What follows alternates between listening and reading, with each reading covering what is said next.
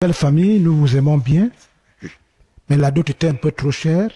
Il faut qu'on récupère. Un peu. Et l'éléphant est tellement gros qu'on ne peut pas se permettre de manger peu.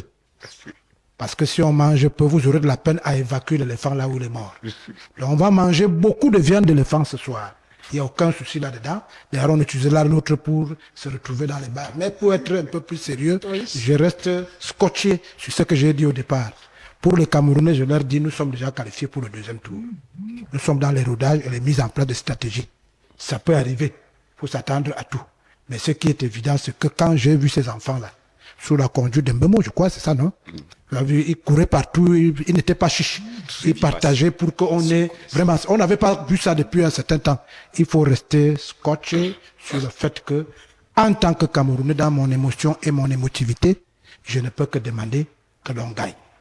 Et qu'après avoir gagné, que l'on se retrouve tous ensemble comme on le fait aujourd'hui. Et je promets que si les Lions gagnent, comme il n'y a pas encore la route chez moi, j'ai laissé 32 régimes de plantain.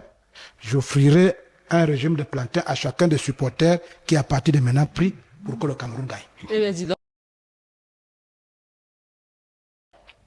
Bon, ça c'est évident, parce qu'il reste quelques jours. Quelques jours. Mais moi qui connais bien Paul Biya depuis que je le subis depuis 43 ans, je sais qu'il y a l'opportunité qui guide souvent ses actions. Oui.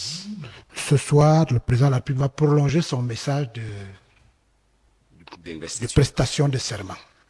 Et je crois qu'il y a deux mots-clés, les hashtags femmes et jeunes. Et comme Dieu l'aime beaucoup, les jeunes viennent de lui dire que papa, on va te tenir au mot. Depuis le Maroc. Les jeunes ont déjà dit, nous on te tient au mot.